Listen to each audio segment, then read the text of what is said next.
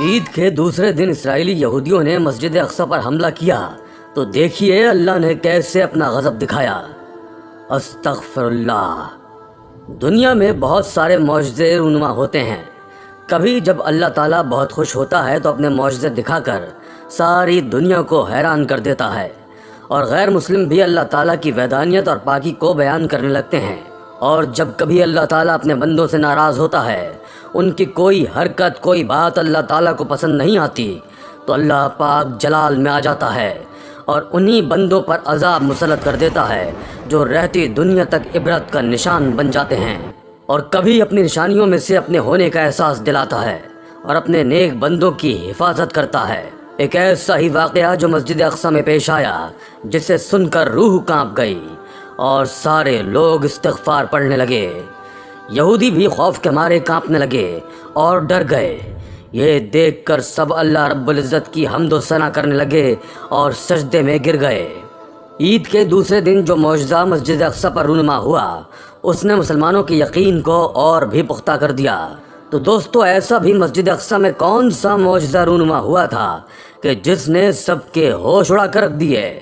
اس سے پہلے کہ ہم یہ ویڈیو آگے بڑھائیں اور آپ کے سامنے سے ایک ایسی حقیقت سے پردہ اٹھائیں جسے جان کر آپ کو اپنے کانوں پر یقین نہیں آئے گا، ایسا معجزہ کہ جسے دیکھنے کے بعد یہودیوں کی آنکھیں مارے خوف کے پتھرا کر رہ گئیں، گزارش ہے کہ ہمارا چینل سبسکرائب کیجئے، بیل آئیکن کو کلک کیجئے تاکہ ہر نئی آنے والی ویڈیو سے مطلع ہو سکیں۔ در حقیقت مشرقی یروشلم میں واقع مسجد اقصی یہودیوں کے لیے مقدس ترین مقام ہے، اور اسے اسلام میں تیسرا مقدس ترین مقام بھی سمجھا جاتا ہے۔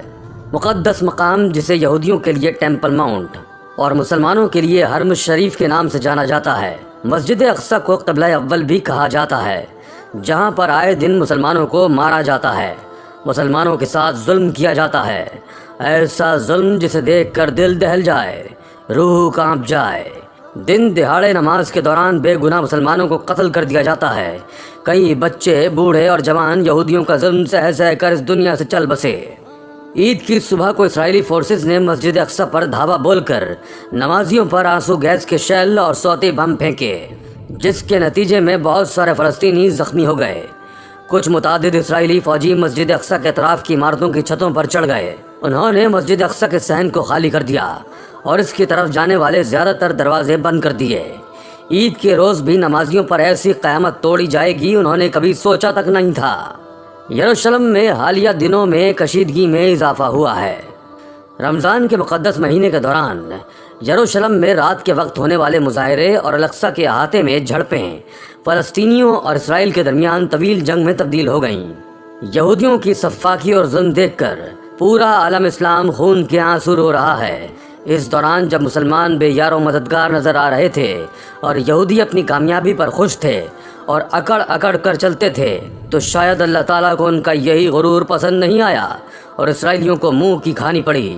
آخر ظلم و سفاکی، بے گناہ مسلمانوں کا قتل اور ان کی آہ و بکا کب تک ان یہودیوں کو چین سے بیٹھنے دیتی؟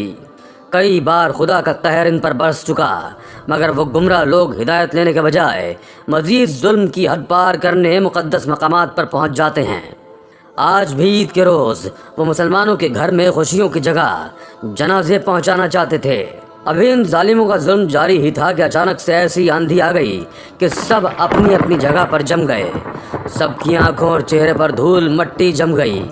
یہ آندھی بہت دیر تک چلی ہے، ایسا لگتا تھا کہ آندھی کے ساتھ سب اڑ جائیں گے اور کسی کا نام و نشان باقی نہیں رہے گا۔ آسمان بالکل صاف تھا، مگر وہ آندھی ایسے اچانک نمودار ہوئی تھی کہ کسی کو سوچنے یا سمجھنے کا وقت ہی نہیں مل پایا۔ کیونکہ عام طور پر آندھی کا دوران یا عموماً تو چند منٹ کے لیے ہوتا ہے، مگر یہ آندھی بہت دیر تک چلتی رہی۔ ایسا لگا عمارتیں زمین بوس ہو جائیں گی، درخت جڑ سے اکھڑ جائیں گے۔ ایسی آندھی کبھی نہیں آئی تھی۔ سب لوگ ادھر ادھر بھاگ رہے تھے، مگر کسی کو کچھ دکھائی نہیں دے رہا تھا۔ کچھ یہودی افواج جو وہاں سے بھاگنے کی کوشش میں لگی تھی، وہ اس طوفان کی زد میں آ کر یوں اڑنے لگیں گویا سوکھے ہوئے پتے ہوں۔ وہ اڑ کر کبھی ایک دیوار سے ٹکراتے تو کبھی کسی سخت چیز سے لگ کر گر رہے تھے۔ سب یہودی بہت خوف زدہ تھے۔ انہیں سمجھ میں نہیں آ رہا تھا کہ آخر یہ ماجرا کیا ہے۔ اتنی دیر تک سیاہ آندھی انہوں نے آج سے پہلے کبھی نہیں دیکھی تھی۔ مگر وہیں مسلمان سمجھ گئے تھے کہ یہ اللہ تعالیٰ کی طرف سے کوئی اشارہ ہے، یہ خدا کی جانب سے بھیجی گئی مدد ہے، کیونکہ جہاں پر کچھ دیر پہلے نمازیوں پر تشدد ہو رہا تھا، اب ہر سو سناٹا چھا گیا تھا، سب کو سانپ سونگھ گیا تھا۔ اب شور تھا تو بس آسمان پر گرجتے ہوئے بادلوں کا اور تیز طوفانی آندھی میں چیزوں کے گرنے کا۔ اب مسلمان تو پرسکون اور خاموش بالکل محفوظ ایک جانب کھڑے تھے، مگر اب چیخ و پکار کی آوازیں یہودیوں کی بلند ہو رہی تھیں۔ کچھ دیر بعد یہ آندھی ختم ہوتی چلی گئی، ہر سو سناٹا چھانے لگا اور مطلع صاف ہو گیا۔ تب آنکھوں نے ایسا منظر دیکھا کہ وہاں موجود سب لوگ دنگ رہ گئے اور سب کی نظر آسمان پر بنی اس بادل نما مخلوق پر جم گئی۔ یہودیوں کو سمجھ میں نہیں آ رہا تھا کہ یہ کیا ہے۔ وہ جو پہلے ہی طوفان کے باعث پریشان ہو گئے تھے، ان کی سانس تو گویا حلق میں ہی پھنس کر رہ گئی، اور اب بادل سے بنی گھوڑا نما تصویر ان کے لیے تشویش کا باعث بن گئی تھی۔ انہیں لگنے لگا تھا کہ اللہ کی طرف سے مسلمانوں کی غیبی مدد کی جا رہی ہے اور اللہ اپنے فرشتے بھیج کر مسلمانوں کو فتح سے نواز رہا ہے۔ وہ بادلوں پر بنا گھوڑا دیکھ کر یوں محسوس ہو رہا تھا جیسے ہر لمحے کے ساتھ ساتھ وہ مزید بڑا اور پھیلتا جا رہا ہے۔ یہودیوں کی آنکھیں پھٹنے کو تھیں، ان کے منہ کھلے کے کھلے رہ گئے۔ انہیں تو اب یہ بھی گمان ہونے لگا تھا کہ وہ گھوڑا نما بادل ایک حد تک پھیلنے کے بعد حقیقت کے گھوڑے میں تبدیل ہو جائے گا اور پھر جو تباہی مچے گی ان کی نسلیں تک یاد رکھیں گی۔ مسلمانوں کے منہ سے بلند آواز میں ایک ساتھ اللہ اکبر کا نعرہ گونج اٹھا تو اسرائیلی فوجی پریشان ہو گئے اور سخت ڈر گئے۔ انہیں لگنے لگا کہ ان پر اللہ کا عذاب آنے لگا ہے۔ اس ڈر سے سب واپس بھاگ گئے، صرف آسمان پر بنے سفید گھوڑے جیسے مخلوق کی تصویر ہی انہیں ہلا گئی اور دامن بچا کر بھاگ گئے۔ وہ بھاگتے ہوئے مارے خوف کے چلا رہے تھے، ان کے چہروں پر موت سی زردی تھی، یوں محسوس ہوتا تھا جیسے اپنی آنکھوں سے موت کا فرشتہ دیکھ چکے ہوں۔ کچھ دیر پہلے جن آنکھوں میں آنسو تھے، اب ان آنکھوں میں خدا کی مدد پا کر مسکراہٹ اور سکون اتر آیا تھا، اور پھر وہ سب مل کر اللہ تعالیٰ کا شکر ادا کرنے لگے۔ سب کی آنکھوں میں تشکر کے آنسو تھے، وقتی طور پر ہی صحیح، مگر مصیبت ٹل تو گئی تھی۔ کتنی ہی دیر وہ گھوڑا آسمان پر یوں ہی نمودار رہا اور یہودیوں کا چین چھینتا رہا۔ وہ دبک کر اپنے گھروں میں چھپ چکے تھے۔ وہ بادل نما مخلوق سورج کے آگے آ چکی تھی۔ اس بادل نے ہر سو ایک اندھیرا سا پھیلا رکھا تھا۔ مسلمان خوش تھے کہ اس معجزے نے آج انہیں ایک بار پھر بچا لیا تھا۔ جن کا کوئی حامی و ناصر نہیں ہوتا، ان کی مدد کی خاطر اللہ تعالیٰ ضرور اہتمام کر دیتا ہے۔ بے شک اللہ تعالیٰ کبھی بھی اپنے مومن بندوں کو اکیلا نہیں چھوڑتا۔ حالات کیسے بھی ہوں اور مسلمانوں کا ایمان مضبوط ہو، وہ کسی طوفان سے نہیں گھبراتے۔ ہاں، مگر جو منافق ہیں اللہ تعالیٰ کے مومن بندوں کو پریشان کرتے ہیں، اللہ تعالیٰ خود ہی ان کی پکڑ کرتا ہے اور انہیں جھنجھوڑ کر رکھ دیتا ہے۔ اللہ تعالیٰ نے انہیں چھوٹ دے رکھی ہے۔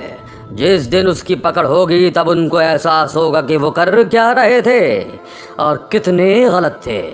تب اللہ ان کے سارے ارادے منصوبے نیست و نابود کر دے گا اور ایسے لوگوں کے پاس کوئی راہ فرار نہیں ہوگی، تاعمر جہنم کی آگ میں جلیں گے اور یہی ان کا ٹھکانہ ہوگا۔ ہمارا تمام عالمی برادری سے مطالبہ ہے کہ ان مسلمانوں کے مقدس مقامات کے خلاف اسرائیلی کارروائیوں کو روکنے کے لیے فوری مداخلت کرے۔